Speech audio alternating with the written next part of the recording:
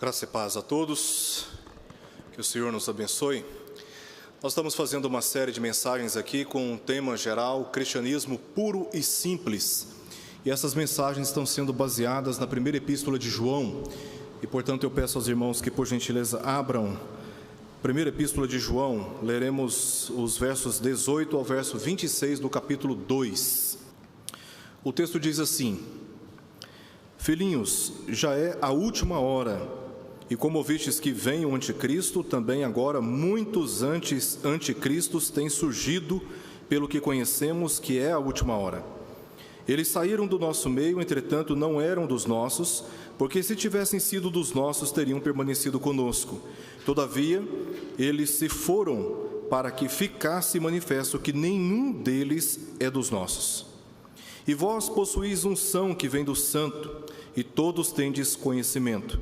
Não vos escrevi porque não saibais a verdade, antes porque a sabeis, e porque mentira alguma jamais procede da verdade. Quem é o mentiroso, senão aquele que nega que Jesus é o Cristo? Este é o anticristo, o que nega o Pai e o Filho. Todo aquele que nega o Filho, esse não tem o Pai. Aquele que confessa o Filho, tem igualmente o Pai. Permaneça em vós o que ouvistes desde o princípio. Se em vós permanecer o que desde o princípio ouvistes, também permanecereis vós no Filho e no Pai. E esta é a promessa que Ele mesmo nos fez, a vida eterna. Isso que acabo de escrever é acerca dos que vos procuram enganar. Vamos orar mais uma vez? Senhor, nós te damos graças por este momento na Tua presença, quando podemos desfrutar da comunhão uns com os outros, mediante a fé e a certeza que temos no Teu Filho Jesus Cristo. Te pedimos que nos dê iluminação, compreensão a respeito do texto que está diante de nós. Que o Senhor, assim, fale a cada um dos nossos corações e nos previna dos eventos previstos já desde quando o Teu Filho subiu aos céus, que devem acontecer, guardando as nossas vidas e nos livrando de todo o mal. Oramos por isso, em nome de Jesus. Amém. Meus irmãos, nós estamos vivendo um período da história de grandes tensões teológicas. Não que nas outras épocas, nos outros períodos, não tivéssemos passado por essas tensões. Mas o que percebemos é que estas tensões, elas têm crescido na mesma medida, no mesmo ritmo, que aparecem cada vez mais pregadores e educadores descomprometidos com a palavra de Deus. Há entre nós aqueles que negam a ortodoxia, que negam padrões doutrinários, que negam a sã doutrina, sendo que a sã doutrina, a ortodoxia, é o parâmetro que nós temos para identificarmos o erro e recusá-lo. E muitos estão negando a ortodoxia, negando a sã doutrina. Outros no nosso meio se apresentam como apóstolos e como profetas, quando na verdade não são, e se apresentam assim reivindicando uma autoridade que não receberam para que sejam ouvidos os seus ensinamentos e atendidos.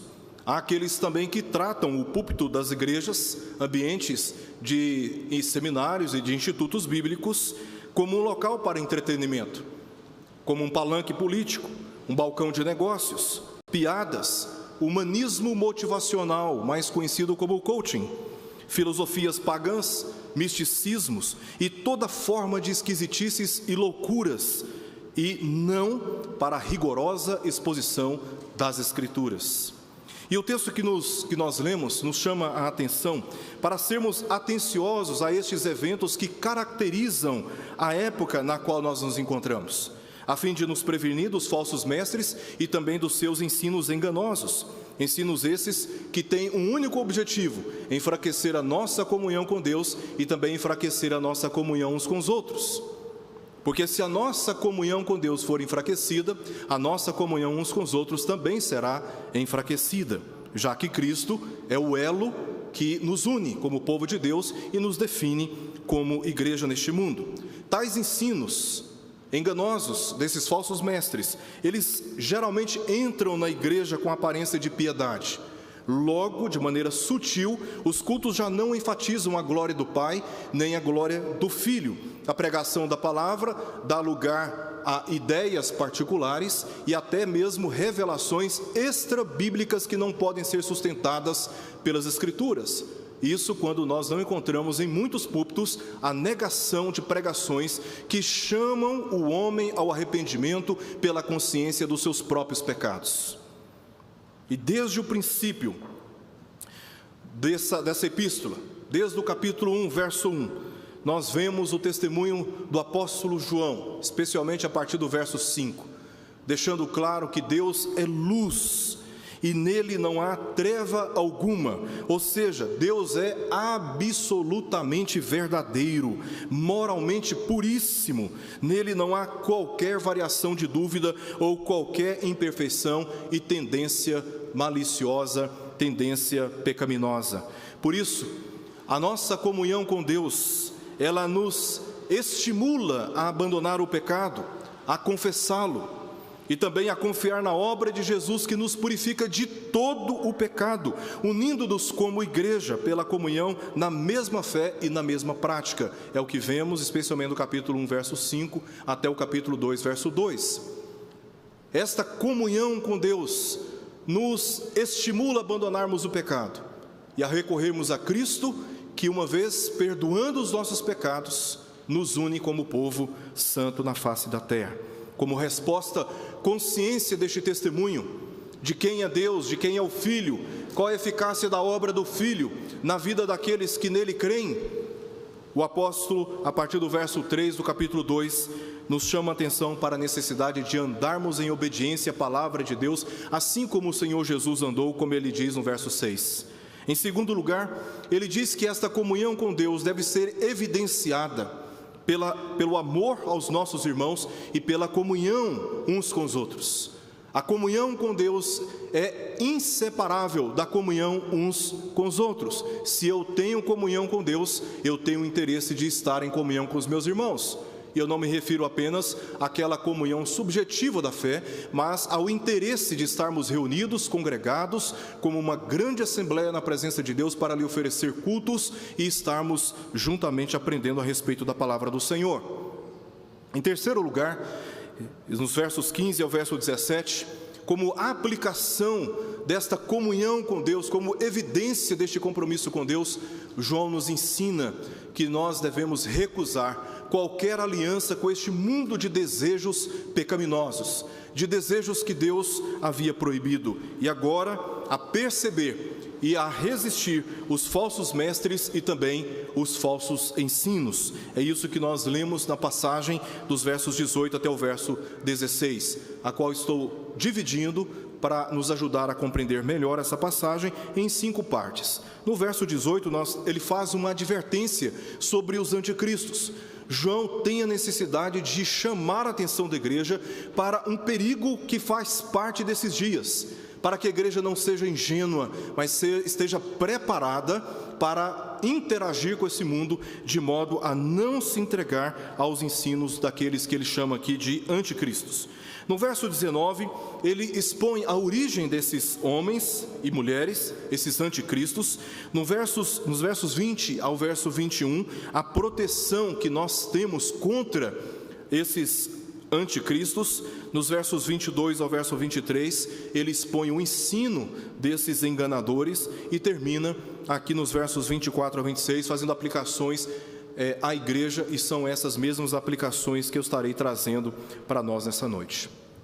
Vamos voltar os nossos olhos para o verso 18, aqui da nossa passagem, que diz assim: Filhinhos, já é a última hora, e como ouvistes que vem o anticristo, também agora muitos anticristos têm surgido, pelo que conhecemos que é a última hora.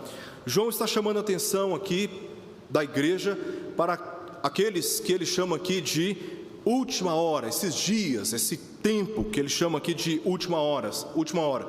Certamente ele não está aqui se referindo ao período de 60 minutos, uma hora literal, mas a um período que antecede o retorno de Cristo.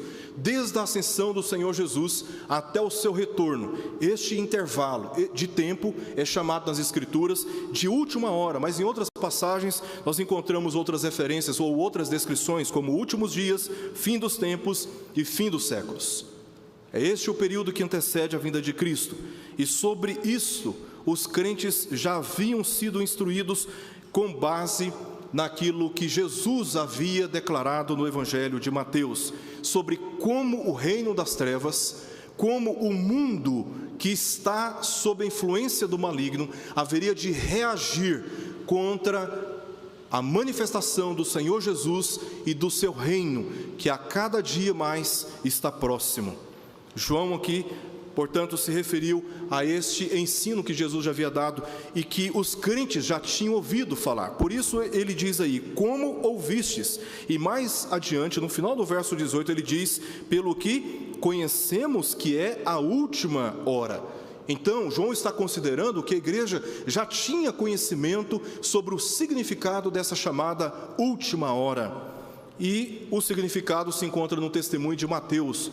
O Evangelho de Mateus, quando ele foi escrito, a primeira epístola de João, quando foi escrita, já havia mais ou menos 23 a 28 anos que o Evangelho de Mateus já tinha sido escrito.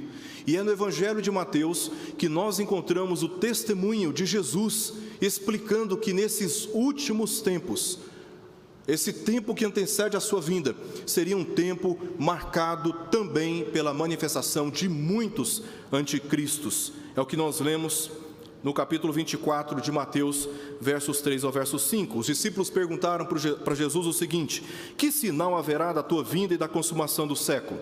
E ele lhes respondeu: vede que ninguém vos engane, porque virão muitos em meu nome, dizendo, eu sou o Cristo, e enganarão a muitos. Depois, no verso 11 do mesmo capítulo, Jesus insistiu dizendo, levantar-se-ão muitos falsos profetas, e enganarão a muitos. Mais uma vez, pela terceira vez, ainda no capítulo 24, agora nos versos 24 e 25, Jesus voltou a dizer, porque surgirão falsos cristos e falsos profetas, operando grandes sinais e prodígios para enganar, se possível, os próprios eleitos. Vede que vô-lo tenho predito. Essas foram as palavras de Jesus. E através dos apóstolos, esta advertência chegou aos ouvidos de muitos crentes, dentre os quais aqueles para quem João está agora escrevendo através desta epístola. Portanto, um dos principais sinais deste tempo que antecede a vinda de Cristo é a crescente reação anticristã no mundo, cujos agentes são declarados no texto como anticristo e também os anticristos. Esta passagem é bastante debatida no meio teológico, na tentativa de identificar ou de descrever quem é o anticristo. Que anticristo é esse? Haverá um anticristo de fato ou não haverá um anticristo de fato? Na década de 90, surgiu um movimento chamado Movimento de Nova Era, da Nova Era. Final da década de 80, mas principalmente na década de 90. O movimento de Nova Era, que ainda, embora tímido, existe nos nossos dias, está o tempo todo tentando identificar que anticristo será esse. Eles consideram, os adeptos deste movimento, dessa ideologia escatológica, consideram que o anticristo haverá de se manifestar literalmente. Só que eles falharam muitas vezes na história. Eu me lembro numa época, na década de 90, que eles identificaram Mikhail Gorbachev, o líder maior da antiga União Soviética. Tinha uma mancha na testa e por causa daquela mancha, Mikhail Gorbachev ficou conhecido como sendo o anticristo, que ele seria o anticristo. Mas eles não cansam. Eles hoje afirmam que o anticristo será o presidente dos Estados Unidos. Isso é o que o movimento da Nova Era diz. Os dispensacionalistas, eles têm uma posição um pouquinho diferente. Os dispensacionalistas dizem que o anticristo será uma figura humana, literal, que surgirá no mundo como líder de todas as nações. Basicamente, o dispensacionalismo, que é uma leitura escatológica, diz que a vinda de Cristo, a segunda vinda de Cristo, será dividida em duas partes. Na primeira parte, Cristo virá até os céus e a igreja se encontrará com ele. A partir desse momento, inicia-se um período de 7 anos literais na terra, sendo que durante 3 anos e meio, o anticristo se manifestará, um homem que estabelecerá a paz entre todas as nações. No término dos 3 anos e meio, ele trairá as nações, e aí haverá 3 anos e meio de grandes e intensas tribulações e perseguições na terra, fim do qual Cristo se manifestará, prenderá Satanás, julgará os inimigos e iniciará na terra um reino milenar literal de 1000 anos. Isso é o que diz o dispensacionalista. E ele acredita que, sim, um homem surgirá na história e exercerá um governo político e religioso de domínio internacional. Outros simplesmente acreditam, e aí dentro da escola teológica reformada, que o anticristo ele não surgirá, não haverá um anticristo, uma pessoa, como os dispensacionalistas afirmam, e olham para essa passagem e interpretam essa passagem dizendo que este anticristo que João está mencionando aqui é um representante daqueles que ele chama depois de anticristos, ou seja, um é figura, o outro é literal. É uma interpretação questionável, obviamente. Outros vão dizer que os anticristos aqui que João menciona são precursores de um que será maior e que haverá de se manifestar no final dos tempos. Eu acredito nesta última possibilidade pelas seguintes razões. Primeiro, olha o que diz o texto. Sobre o anticristo, o texto diz que ele vem. Mas quando João fala sobre os anticristos, ele diz também agora, aí ele fala sobre os anticristos, tem surgido. Enquanto para o anticristo o verbo aponta para o futuro, os anticristos, João se refere ao seu presente, aos seus dias. Obviamente, João está aqui destacando 2 personagens. O anticristo não é os anticristos, são 2 personagens distintos, e cada um surge numa época. Os anticristos, na era presente, haverão de surgir, como Jesus disse, até o seu retorno, e o anticristo será o último, que haverá ainda de se manifestar. Em segundo lugar, não acredito que o anticristo seja um líder humano. Eu não acredito que no final dos tempos alguém estará exercendo poderes entre todas as nações, poderes políticos entre todas as nações, mas sim ao próprio Satanás. Este é o anticristo que eu compreendo nas Escrituras, pois as Escrituras dizem que ele se encontra preso neste período, porém será solto na manifestação do Senhor Jesus. No último dia, ele será solto e, segundo o testemunho das Escrituras, ele haverá de congregar as nações numa rebelião mundial contra a chegada daquele que vem montado num cavalo branco e que tem escrito na sua coxa, Rei dos Reis e Senhor dos Senhores. Então, quando Cristo vier, Satanás terá já sido solto no final desses tempos para congregar as nações, e ele haverá de ser severamente punido pelo sopro da boca do Filho de Deus. Então, quem é este que está para se manifestar? Segundo o testemunho da Escritura, eu não tenho dúvidas de que se trata aqui no texto da pessoa de Satanás. Só no livro de Apocalipse nós temos esses testemunhos, fora em outras passagens do Novo Testamento.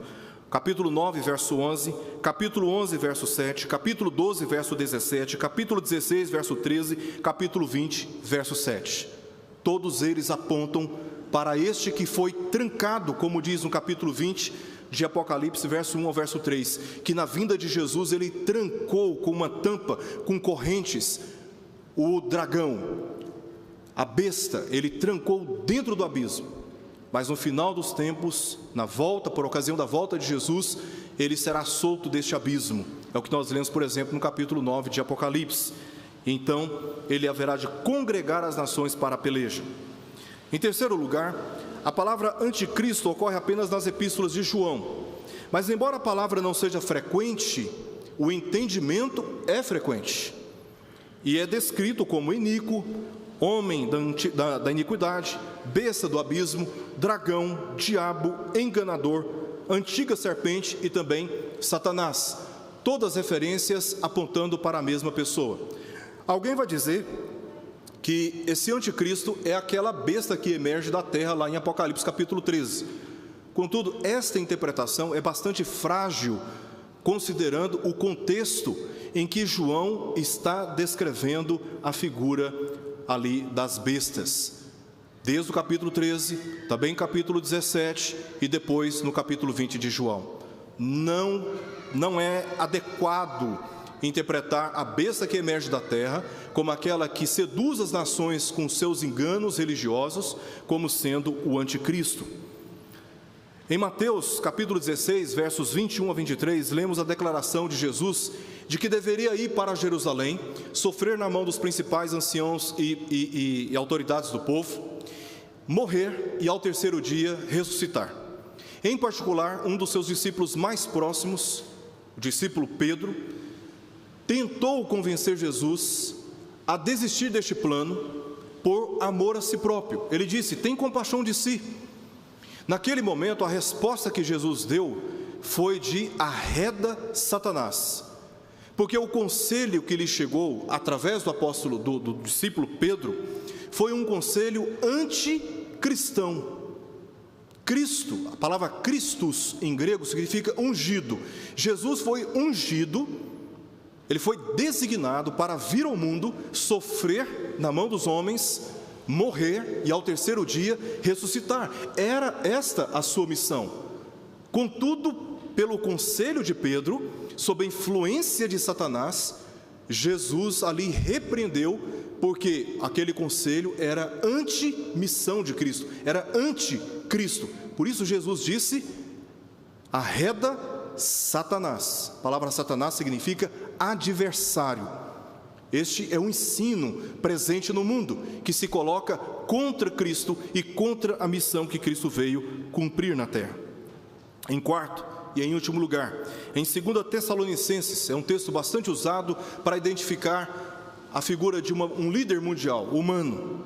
Em 2 Tessalonicenses, capítulo 2, verso 7, lemos que ele está, neste tempo, detido, mas o que o detém será afastado, e então será solto para ser morto pelo sopro de Jesus, justamente na ocasião da sua segunda vinda, é o que diz o verso 8.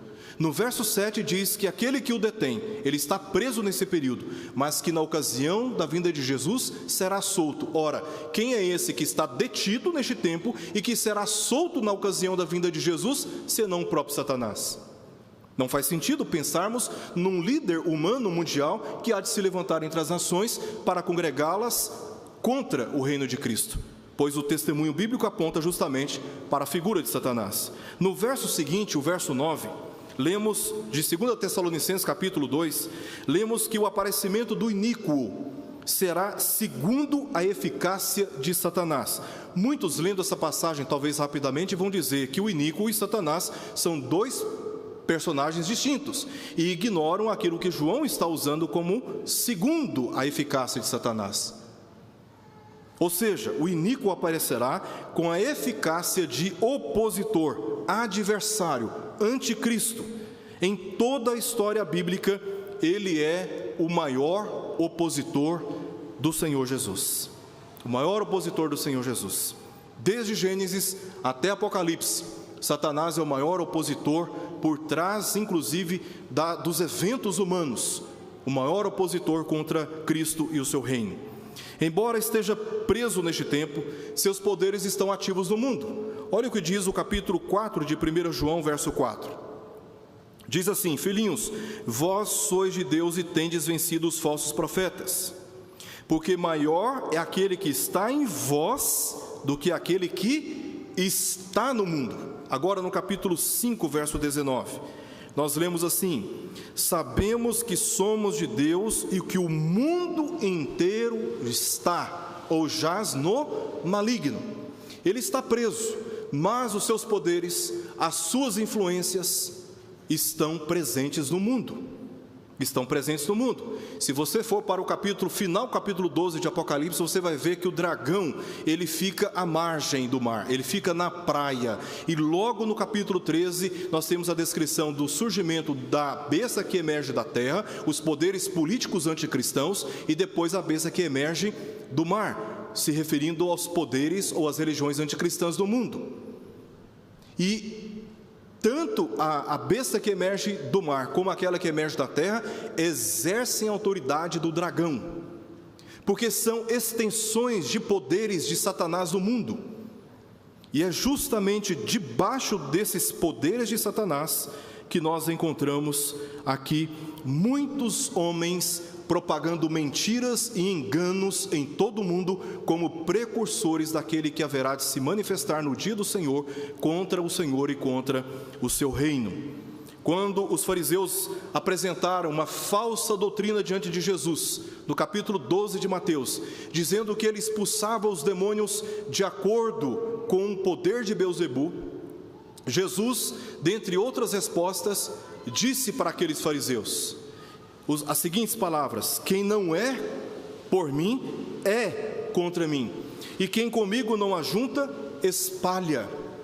Jesus está aqui se referindo aos fariseus que estavam apresentando uma outra doutrina, estavam apresentando uma mentira, porque Jesus estava exercendo autoridade sobre os demônios no poder do Espírito de Deus, segundo o texto, e não segundo o poder de Beelzebu.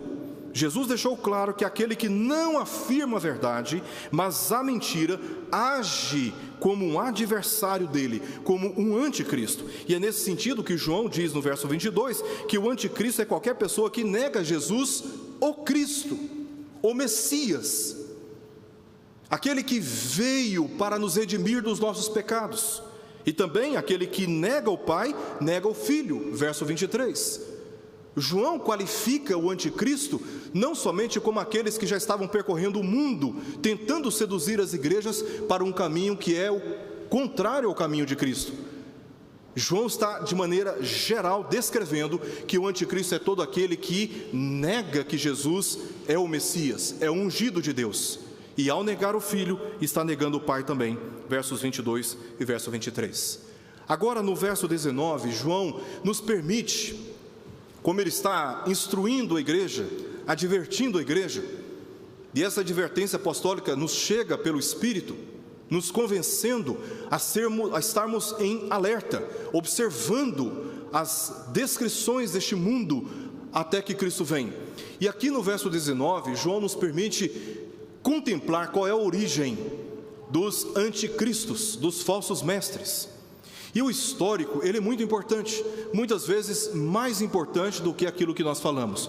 Quando você sabe que uma empresa está abrindo vaga de emprego, você leva o seu currículo. O que é o seu currículo se não o seu histórico?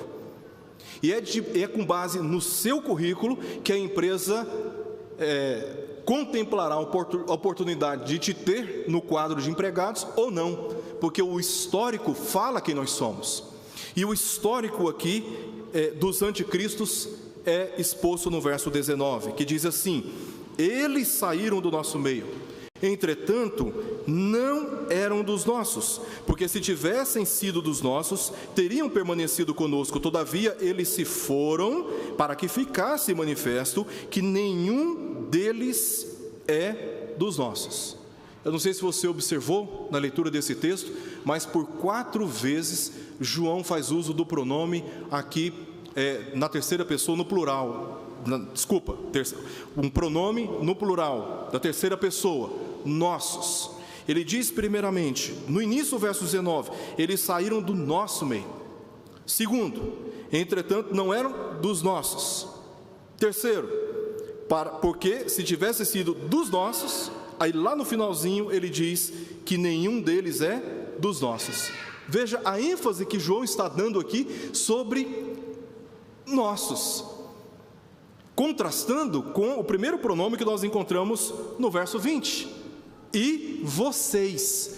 Veja que João não está aqui se referindo àqueles que saíram do meio da igreja, mas que saíram do círculo apostólico, porque ele distingue nosso meio do nosso meio, não é dos nossos, e depois ele fala vocês. Há uma distinção de audiência, os nossos para com a igreja.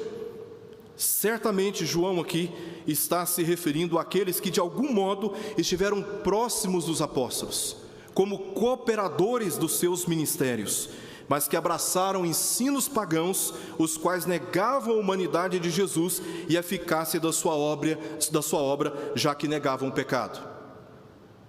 Os falsos mestres, conforme lemos aqui no capítulo 1, negavam a existência do pecado. E ao negar a existência do pecado, eles estavam negando a eficácia da salvação na pessoa de Jesus. Obviamente, isso levava aqueles que acreditavam nessas teses a acreditarem também que Jesus não era Deus e que ele não veio ao mundo como Filho de Deus.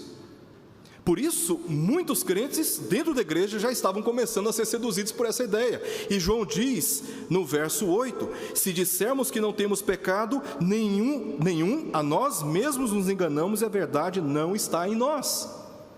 Esses falsos mestres negavam o pecado, e ao negarem o pecado, eles negavam a necessidade de salvação. Se eu me convencer que não tenho pecado, eu me convenço, consequentemente, de que eu não preciso do perdão divino. E se eu não preciso do perdão divino, Jesus perde completamente, ou ungido perde completamente o sentido para mim. Outros grupos de falsos mestres estavam difundindo dentro da igreja que era possível ter comunhão com Deus. Não negavam a existência do pecado, mas admitiam que era possível ter comunhão com Deus e continuar vivendo no pecado. Não foi à toa que João disse para eles, verso 6: se dissermos que mantemos comunhão com Ele e andarmos nas trevas, mentimos e não praticamos a verdade. De uma forma ou de outra, os falsos mestres, eles negavam o pecado.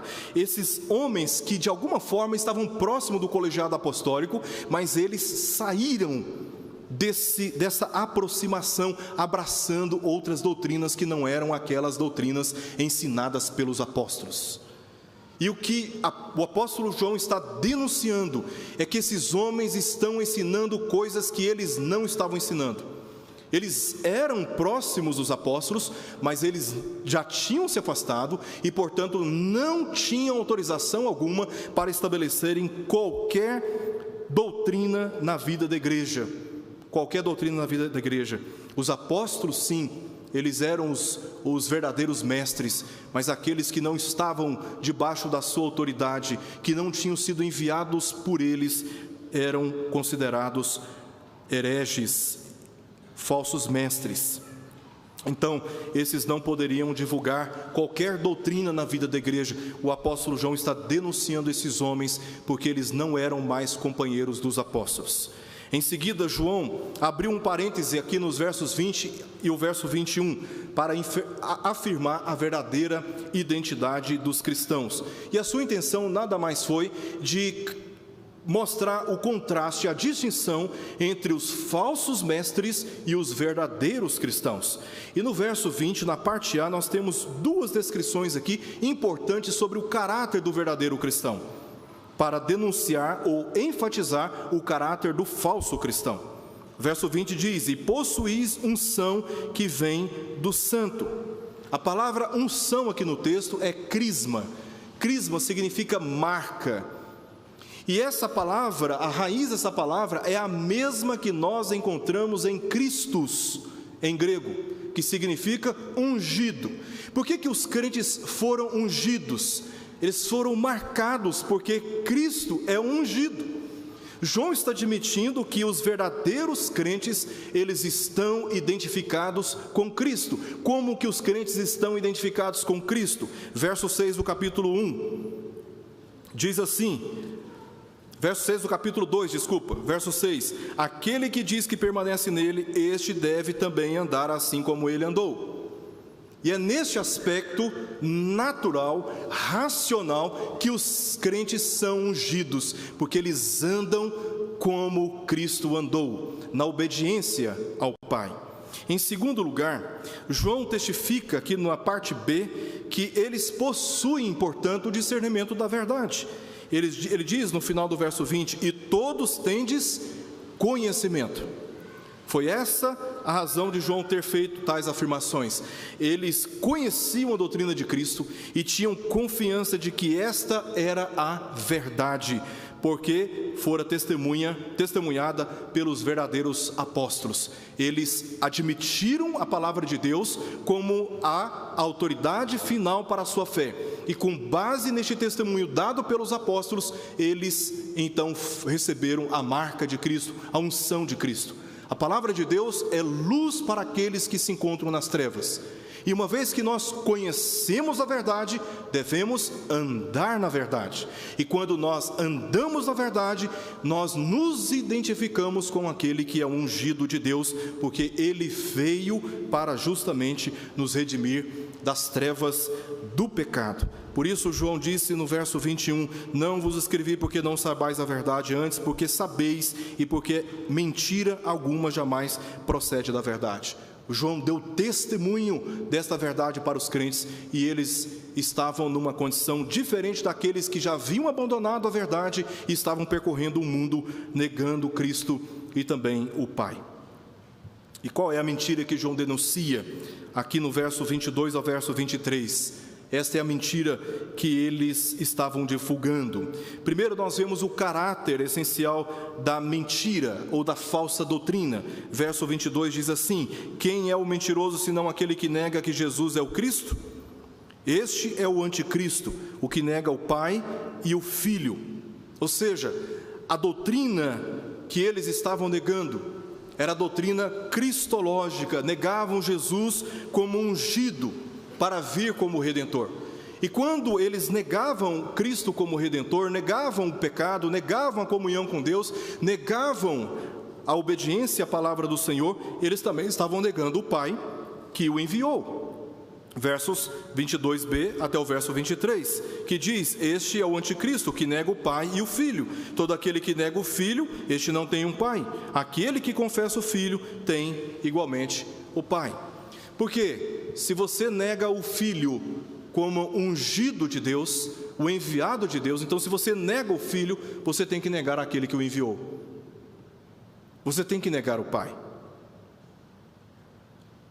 Por isso, João continua dizendo, no capítulo 4, verso 3, as seguintes palavras: e todo espírito, ou seja, todo o ensino que não confessa Jesus, não procede de Deus.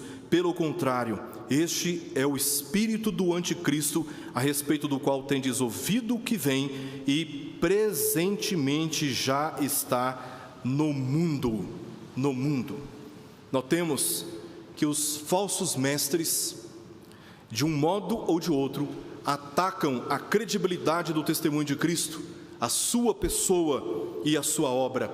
E o princípio é tentar gerar descrédito contra a palavra, gerando desconfiança sobre ela, pois este é o caminho para todo tipo de engano. Os anticristos, os falsos mestres, eles sempre agem contra a confiança na palavra de Deus, negando a sua suficiência, questionando a sua autoridade, porque eles sabem que a palavra de Deus é uma guardiã. E que se a palavra de Deus for descredibilizada pelos ouvidos daqueles que recebem falsos ensinos, aí eles têm um caminho todo aberto para inculcarem todo tipo de ensinamento. No final do verso 23 nós lemos que aquele que confessa o Filho tem igualmente o Pai, porque se você crê no Filho, você crê naquele que enviou. João, no Evangelho, no capítulo 12, verso 44, disse: e Jesus clamou dizendo: quem crê em mim, crê não em mim, mas naquele que me enviou. Ora, se eu creio que Jesus veio para me redimir dos meus pecados, eu tenho que reconhecer o amor do Pai, eu tenho que reconhecer o plano da salvação, eu tenho que reconhecer que existe um Deus acima dos céus e que soberanamente enviou o seu Filho para me resgatar da escravidão dos meus pecados e me dar a vida eterna. Eu tenho que crer naquele que enviou, porque Jesus não veio por livre e espontânea vontade, ele veio em obediência ao Pai. O Pai o enviou, e se eu creio no Filho, eu tenho que acreditar também naquele que o enviou. E João termina, e eu também termino, trazendo algumas aplicações que se encontram aqui entre os versos 24 até o verso 26. Em primeiro lugar, entre os versos 24 e o verso 25, João aqui nos chama a atenção para a necessidade de perseverarmos na verdade, rigorosamente testemunhada pela palavra. Ele diz assim: permaneça em vós o que ouvistes desde o princípio.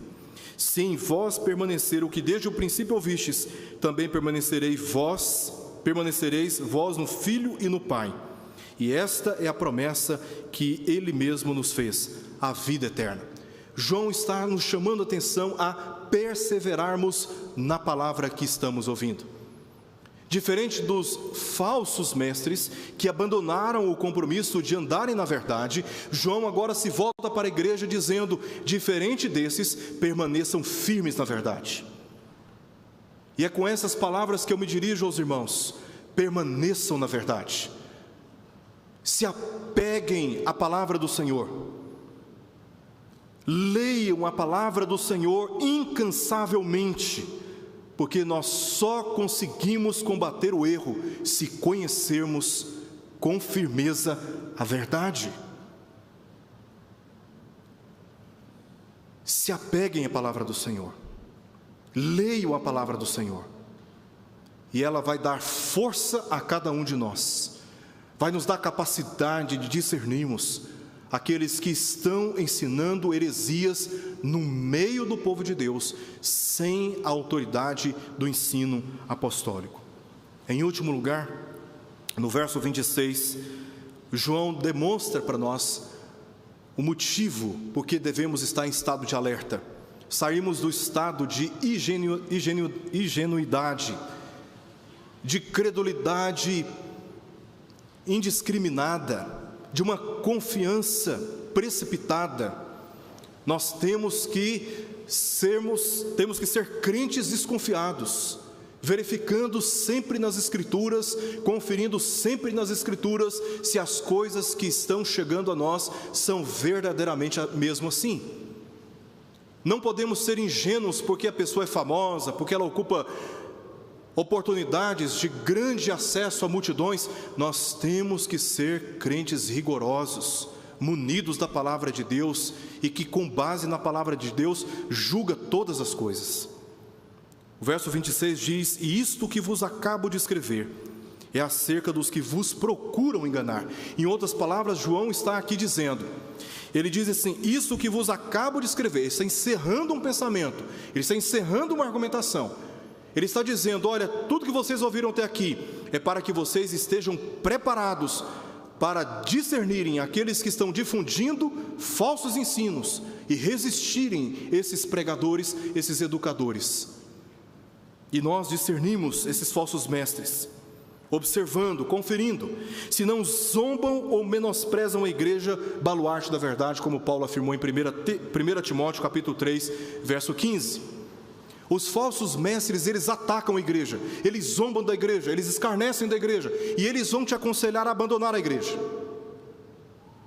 Eles vão te dizer: não precisa ir para a igreja, não há necessidade de ir para a igreja, enquanto nós estamos aqui vigorosamente dizendo: venham para a igreja, mantenham comunhão uns com os outros, se apeguem à doutrina, sejam firmes, não abram mão. O secularismo no hemisfério norte começou quando as pessoas começaram a menosprezar os cultos públicos, quando começaram a desistir da palavra de Deus e das orações. E hoje, o que antes foi berço missionário no mundo inteiro, hoje é um campo missionário, porque começaram a abrir precedentes na vida pessoal, e a palavra de Deus nos chega hoje nos alertando contra esses que desestimulam você de estar na casa do Senhor, prestando culto, e que desestimulam você de se apegar à palavra de Deus. O apóstolo Paulo, inspirado pelo Espírito Santo, diz que a igreja é baluarte da verdade, ou seja, a âncora da verdade. E se nós deixarmos a igreja, nós vamos nos esfriar na fé e vamos negar o Senhor. É só uma questão de tempo. É só uma questão de tempo. Devemos conferir se esses pregadores que existem no nosso meio não relativizam a autoridade das Escrituras, E quando eles relativizam as Escrituras, eles abrem mão de pregarem contra o pecado, denunciando o pecado, chamando as pessoas ao arrependimento e apontando para o Senhor Jesus Cristo, o único que pode nos lavar as vestes com o seu sangue dos pecados com os quais nós nos metemos. O único que pode nos dar salvação é Jesus Cristo, e nenhum outro Cristo neste mundo pode nos dar a esperança da vida eterna, essa promessa que repousa sobre aqueles que têm a crisma, aqueles que têm a unção do Santo. Temos que observar se os pregadores estão relativizando a Escritura, lendo um versículo da Bíblia e depois você pode fechar a Bíblia, porque a partir dali o que eles vão fazer são apenas piadas, entretenimentos, histórias, testemunhos, e não pregam as Escrituras, não pregam as Escrituras, não pregam as Escrituras, são apenas distrações, arrastando as pessoas para caminhos de enganos. Temos que estar alertas, pois estes dias são dias maus e que requerem da igreja atenção aos sinais que Jesus já tinha advertido. Temos que observar se esses pregadores também não são bajuladores, conforme lemos em 2 Timóteo 4:3 e também em 1 Tessalonicenses 2:5. Paulo disse em 2 Timóteo 4:3, que esses últimos dias serão marcados com resistência para se ouvir a sã doutrina. E aqueles que ousadamente pregassem a sã doutrina, os seus ouvintes sentiriam como que coceira nos ouvidos, irritados, perturbados, incomodados de ouvirem a verdade que denuncia o seu pecado e aponta para Cristo, o Redentor. Mas os falsos mestres pregam aquilo que os ouvidos querem ouvir, porque não querem perder membros, não querem perder receitas, não querem perder reputação, não querem perder prestígio nas redes sociais. Eles são bajuladores, e este é um sinal das Escrituras para identificarmos os falsos mestres e resistirmos não somente eles, mas também os seus ensinos. Também temos que conferir se não são gananciosos e mercenários dissimulados. Quantos e quantos estão usando os púlpitos das igrejas para ganharem vantagens financeiras, comercializando o ministério? Verdadeiros mercenários, se tem dinheiro fica, se não tem não fica, e que só atende se recebe pagamento, e só falam de dinheiro como se o Evangelho e a salvação dependesse de dinheiro e não da promessa de vida eterna em Cristo Jesus. Mercenários que Jesus já tinha alertado no capítulo 10 do Evangelho de João. Quando os lobos aparecem, eles fogem, eles não pensam duas vezes e abandonam a igreja, porque eles estão mais preocupados com eles mesmos do que com o rebanho do Senhor. Temos que conferir se não fazem do ministério sagrado comércio entre nós, como já foi advertido em 2 Tessalonicenses 2:5 e em 2 Pedro 2:3. Farão comércio de vós com palavras fictícias, com narrativas, e tudo girando em torno do dinheiro. O Deus que é cultuado em muitos ambientes do evangelicalismo brasileiro é Mamon, porque só se fala em dinheiro, só se fala em venda de coisas, tudo gira em torno do dinheiro, quando Cristo deveria ser exaltado no meio do povo, quando o evangelho da verdade deveria ser pregado com rigor. Temos que também conferir se não são insubordinados, porque os falsos mestres, eles não aceitam autoridade, eles não se submetem a regras, eles são, como diz em 2 Pedro capítulo 3, verso 17, e também em Judas, verso 18, pastores de si mesmos, são guiados pelas suas próprias paixões e negam qualquer autoridade sobre eles. Essas são as advertências do Senhor para nós, através da sua palavra, com respeito a esses dias que João chama de última hora. Estejamos alertas contra os falsos mestres e seus ensinos enganosos, confiando na obra do Senhor Jesus Cristo e nos apegando à palavra da verdade. Vamos orar.